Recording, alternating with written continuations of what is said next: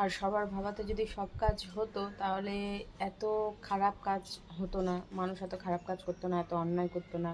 আজকে চাউমিনটা তো দেখতে সেই লাগছে, খাওয়ার উপরে বোঝা যাবে। দু টুকরো রাখলাম, দু টুকরা রেখেছি পণ্ডিতের জন্য। আর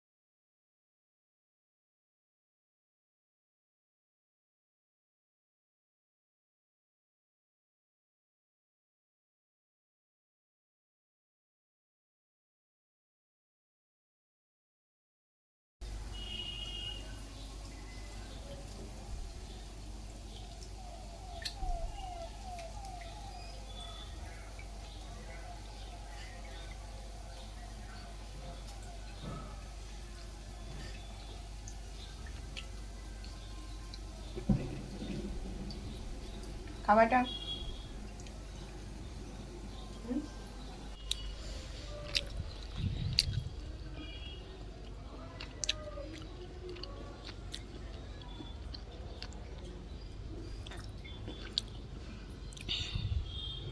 এত নকশা করে, বাবারে বাবা। নকশা দান না এটা, দাননি না এটা, নকশা দান না।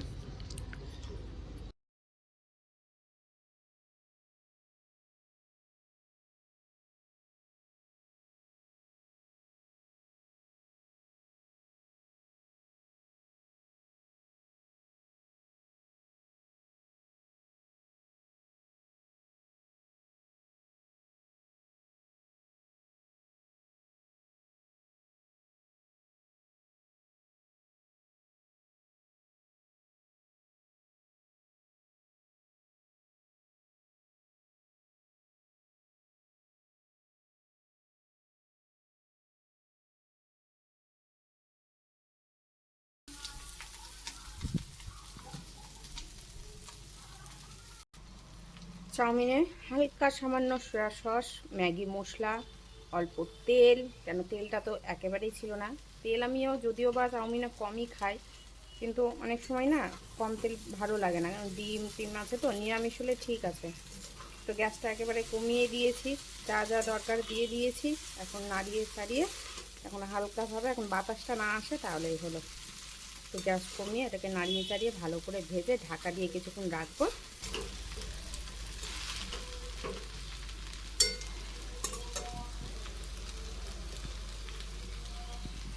চাউমিন আমার হয়ে গেছে, দেখতে সুন্দর লাগছে। হলুদ দেইনি, হলুদ আমি খাই না চাউমিনে, তোমরা জানোই ভালো করে। হলুদ ভালো লাগে না, টেস্টটা একটু অন্যরকম হয়ে যায়। এখন এটাকে ঢেকে দেবো। গ্যাস বন্ধ করে দিয়েছি আমি, আমার একদম সম্পূর্ণ রান্না কমপ্লিট। এখন ঢেকে দিলে কি হবে, এর যে টেস্টটা সেটা একদম পুরো সেই হবে, সেই সেই। ঢেকে ঢেকে রান্না কেন করে মানুষ? এই কারণেই তো করে, যে টেস্ট হয়। আগের দিনে মানুষদের দেখবে, ধরো একটু ঘোলা ঘোলা লাগছে মনে হচ্ছে। আগের দিনে দেখবে মানুষরা ঢেকে ঢেকে কমিয়ে কমিয়ে রান্না করতো। আখে আখে বলছি, সরি, উনুন যেটা, উম, আর একটা যেন কী বলছে, আখা, অনেকে আখা বলে, অনেকে উনুন বলে। তো সেগুলোতে দেখবে রান্না করতো। তারপরে ইয়ে, আরে ভুলে যাচ্ছি, কয়লা, কয়লা, ঘুঁটো কয়লা, তারপরে আর একটা যেটা কি বলছে না, কয়লা আলাদা গেল, গুল গুল যেটা একটা বলতো, এরকম কালো কালো গোল গোল হতো গুল, ওগুলোতে রান্না হতো, কিন্তু ঢেকে ঢেকে কষিয়ে কষিয়ে রান্না করতো, ঢেকে ঢেকে। আর রান্নার টেস্টও হতো দ্বিগুণ বাড়তো। তারপরে রান্না করার পর ওটাকে আরও একটু ঢেকে রাখতো কিছুক্ষণ। তো সেই রান্নাগুলো যারা এখন জানে তারা সেইভাবেই করে। কিন্তু কি বলতো, এখন সোশ্যাল মিডিয়া তো তো রান্নাগুলো মানে দেখা যাচ্ছে সব কিছু, কে কীভাবে রান্না করে, কে কীভাবে খায়, রান্নাটা কী ধরনের হয়। কিন্তু ওই সমস্ত রান্না দেখো আমরা খেয়ে এসেছি, কিন্তু তখন আমাদের মাথাতে ছিল না বুদ্ধিটুকুটা, যে এখনও পর্যন্ত নেই, সত্যি কথা বলতে যা আছে সেটা নেই, যে একটু শেয়ার করব, শেয়ার করলে ভালো হতো, আগে যদি ভিডিওগুলো আসতো।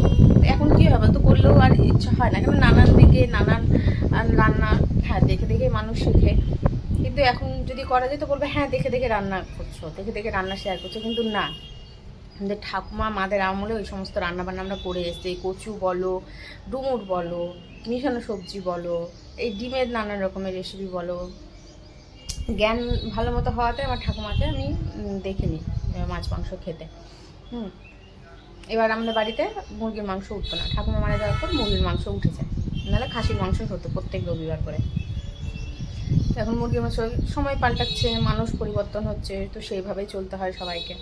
এই যে এই সমস্ত জিনিসগুলো আগে আমার মারা করে খাইয়ে এসছে, এখন যদি দেখাতে যাই তো বলবে হ্যাঁ দেখে দেখে করছো, কিন্তু দেখে দেখে করার এখানে কিচ্ছু নেই, আমরা করে খেয়ে এসেছি। এখন প্রকাশ হচ্ছে, যেহেতু ক্যামেরা ফোন জিনিসটা এসছে আমাদের সামনে, প্রকাশ হচ্ছে, আগের জিনিসগুলো প্রকাশ হয়নি, এটাই হচ্ছে। এখন খাওয়া যাক, এখন খাই।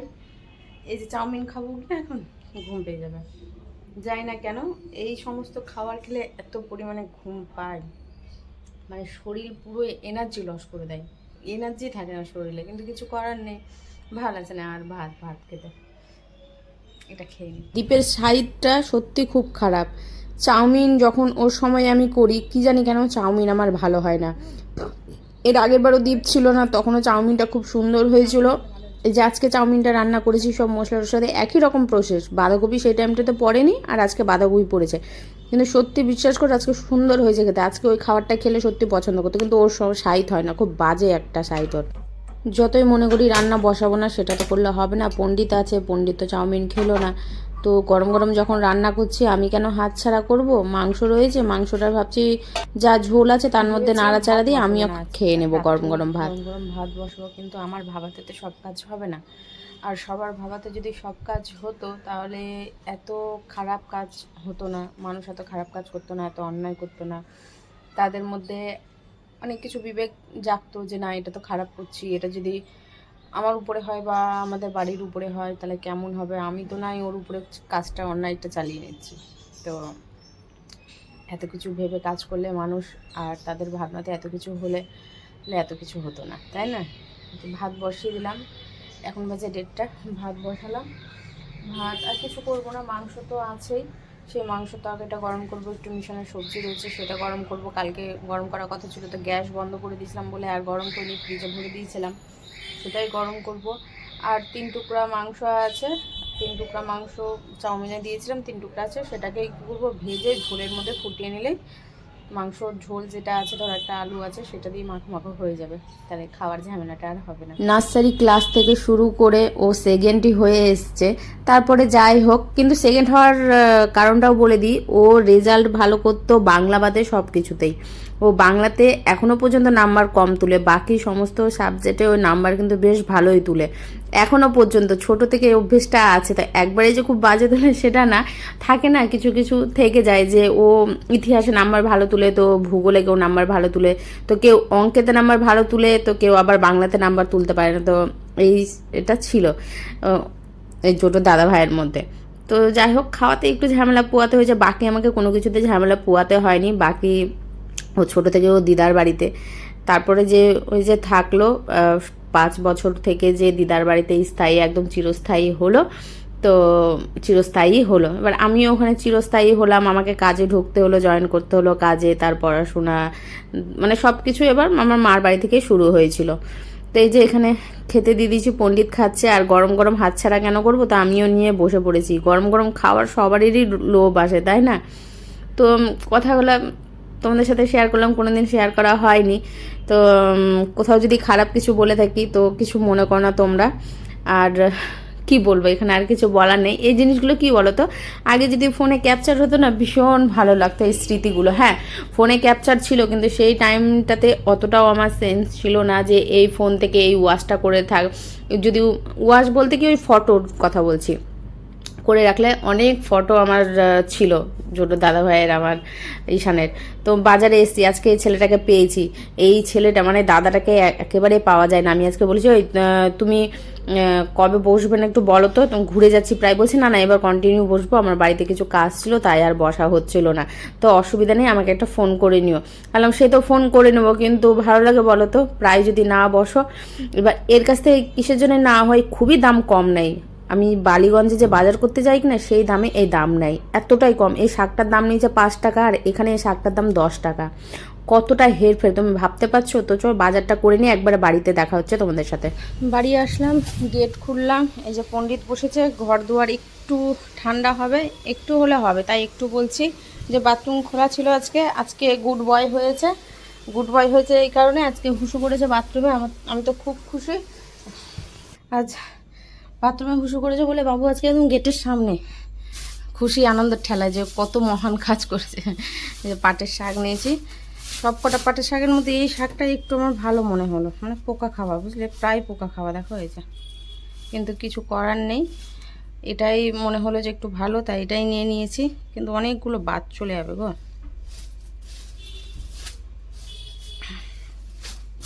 ঢ্যাঁড়স নিয়েছি, কুমড়ো নিয়েছি, কুমড়োটা সরাই, মানে যা গরম পড়েছে বন্ধ হবে কি না, সব নষ্ট হয়ে যাবে। ওরে বাপরে, চলো জায়গা চিনি জায়গাতে এখানটাতে রাখি। আলু নিলাম 1 কিলো, আর এদিকে নিয়েছি ঢ্যাঁড়স, আর নিয়েছি লাউ। এটা বলতে কতক্ষণ সময় লাগিয়ে দিলাম আমি, এই কটা জিনিস বলতে কত সময় লাগিয়ে দিলাম। আজকে পাওয়া গেছে, যেন পাওয়াই যায় না, একে পাওয়াই যায় না। আজকে বলছি তুমি বলো তো কবে কবে তুমি বসো না, বলছি যে না আমি তো বসি, এখন প্রায় দিন বসবো। আলাম নাকি আমি এই মাসটা পুরোটাই ঘুরে গেছি। তো বলছে দিদি বাড়িতে কাজ ছিল তার জন্যে খুবই কম বসা হয়েছে এইবার, কিন্তু এইবার রেগুলারই বসবো, অসুবিধা নেই। তা আমি যে দেখো ঠিক বলছো তো। তো আমার সাথে আরও 2-4জন বললো যে হ্যাঁ ভাই ঠিকই কথা কিন্তু বলেছে, আমরা প্রায় এসে ঘুরে গেছি, তুমি কিন্তু এইবার খুবই কম বসেছো, তোমাকে দেখতেই পাচ্ছিলাম না। ভাবছিলাম হয়তো আমাদের দেরি হয়ে গেছে, তারপর ভাবলাম যে না এত তো দেরি হয়নি, তুমি তো থাকলেও থাকো 8টা অবধি, তো আমরা এতটাও তো দেরি করে আসিনি। বলছে না না আমার বাড়িতে কাজ ছিল তার জন্য। তো বলছে দিদি নাম্বার আছে, ওই নাম্বারটাতে ফোন করবো কবে বসছি না বসছি। বললাম যে সে ঠিক আছে, অসুবিধা নেই। তো বলছে এতটুকু বাজার করে, আমি বলছি যে আর বলছো খানে বাড়ার বাড়িতে লোক নেই, আর তুমি যদি একা থাকো তো কত রান্না করবে বলো। তার থেকে ভালো না যে তুমি 2টো করে সবজি নিয়ে আসো, সেই 2টো সবজি খাও, শেষ হয়ে যাবে আবার নিয়ে যাও, তুমি এখন বসছো, অসুবিধা নেই আর। তো হাসাহাসি হলো, ওখান থেকে আসা হলো। ভিড় দেখলে ওর দোকানে আমি 6:45টার সময় দোকান গেছি, তাই ডাটা পাইনি, ডাটা শেষ হয়ে গেছে, ডাটা শেষ হয়ে গেছে, কাঁচা লঙ্কা শেষ হয়ে গেছে। এই যে কুমড়োটা আমি দেখা মাত্র আমি কুমড়ো যা আছে তুমি কুমড়োটা দাও ভাই, নাহলে আমি পাবো না, এই কুমড়োটা আমার খুবই গুরুত্বপূর্ণ। দিয়ে আমার জন্য সাইডে সরিয়ে রাখলো কুমড়োটা। দেখছো তাহলে এত তাকে, মানে ও সবজি কি বলতো, বাজারের যেটা দাম নেই, মানে আমরা যে বালিগঞ্জ যাই, বালিগঞ্জের যে দামটা নেই সেই দামটা এই ছেলেটা সেটা নেয়। এখানে দোকানে খুবই ভিড় হয়, আর আমার বাড়ির সামনেই বসে, প্রচণ্ড দাম নেয়। আমি এই শাকটা 5 টাকায় নিয়ে এলাম, বা ও 8 টাকা দাম বলছিলো, 5 টাকা নিল, কিন্তু এটাই এখানে 10 টাকা দাম নিত। জল খেলাম, ঠান্ডা জল খেলাম, বেগুন নিয়ে উঠে গেলাম। এদিকে যা খুচরো টাকা ছিল বাজারেই দিয়ে দিলাম, খুচরো টাকাটা খুবই দরকার ছিল, জানো তো, গাড়ি ঘোড়া বাই চান্স যদি যাই আমি বালিগঞ্জে বা গড়িয়াহাটে, খুচরো টাকাটা ছিল না, আমাকে আবার খুঁজতে হবে খুচরো টাকার জন্য। আর বেগুনগুলা দেখে এতটাই লোভ লাগছিল, ওই বেগুন নেবো ভাবলাম, যে ওটা হয়ে গেছে তাহলে লাস্টের দিকে একটা বেগুন ওজন করে নেবো। এখন দেখে আমার মনে পড়ছে ফ্রিজ জল বার করতে গিয়ে এতটুকুটা বেগুন পড়ে আছে, এই টুকরো, ওই টুকরোটা দেখে মনে পড়ছে যে কালকে ভাবলাম যে একটু বেগুন ভাজা করবো। ও না, আজকে যদি রেসিপি বলে দিই তাহলে তো হয়েই গেল। ভেবে রেখেছি কালকে নিরামিষ আছে, তো কী রেসিপি হবে সেটা কালকেই বলবো আমি। আর এই মাড়ি দুটো ফুলে গেছে কিনা, কথা বলছি আর কামড় পড়ছে, যেন কথাটা বারবার করে এড়িয়ে যাচ্ছে আমার, মানে আস্তে আস্তে বলতে হচ্ছে, নাহলে কামড় পড়ছে গালে, এ এক সমস্যা।